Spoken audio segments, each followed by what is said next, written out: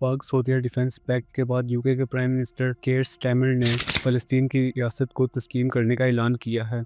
ये ऐलान यूके की हुकूमती पॉलिसी में एक अहम तब्दीली है। ये ऐलान स्टारमर ने एक्स पर एक वीडियो पैगाम के जरिए किया, जिसमें कहा गया कि मशरिक़ वस्ती की बदतरीन सूरत हाल के पेश नज़र हम अमन और दो रियासती हल के इम्कानात को जिंदा रखना चाहते हैं। ऑस्ट्रेलिया, कनाडा और पुर्तगाल ने भी फ़लस्तीन की रियासत को बाज़ाब्ता तौर पर तस्लीम करने का ऐलान किया है। इसके अलावा फ्रांस भी जल्द इस हवाले से कोई ऐलान कर सकता है। इस फैसले पर इसराइल ने शदीद तनकीद की और नेतन्याहू ने एक बयान में कहा कि फ़लस्तीन की रियासत कभी कायम नहीं होगी। नेतन्याहू ने मजीद कहा कि फ़लस्तीन की रियासत को तस्लीम करके ये तमाम ममालिक हमास को इनाम दे रहे हैं। नेतन्याहू की इस स्टेटमेंट को अपोज करते हुए प्राइम मिनिस्टर स्टारमर ने कहा कि फ़लस्तीन की रियासत को तस्लीम करना हमास के लिए किसी भी किस्म का इनाम नहीं है, क्योंकि अगर फ़लस्तीन की रियासत कायम हो जाती है तो हमास के पास किसी भी किस्म की कोई जिम्मेदारी नहीं होगी।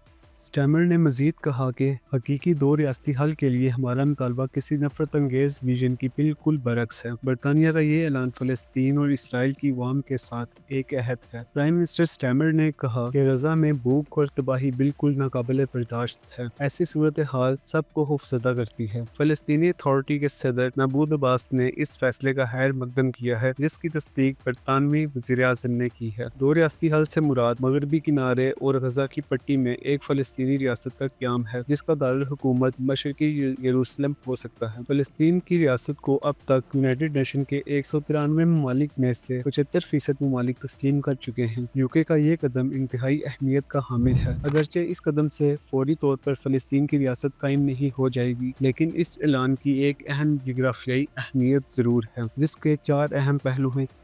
1917 के बेलफोर डिक्लेरेशन के 108 साल बाद आने वाला ये ऐलान बरतानिया की लेगेसी को ज़ाहिर करता है और तनाज़े के लिए मुतवाज़िन नुक्ता नज़र का इशारा करता है। बेलफोर डिक्लेरेशन से मुराद फ़लस्तीन में यहूदियों के वतन की हिमायत थी।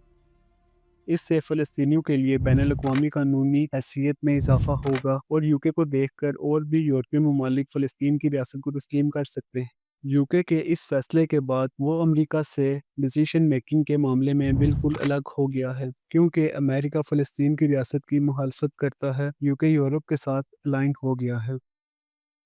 यूके का ये फैसला इसलिए भी अहम है कि ये इमदाद, सफारतकारी और मुज़ाकरात की राह हमवार कर सकता है। सिक्योरिटी जैसे ठोस इक़दामात के बगैर रज़ा का बहरान मुकम्मल तौर पर ठीक नहीं हो सकता।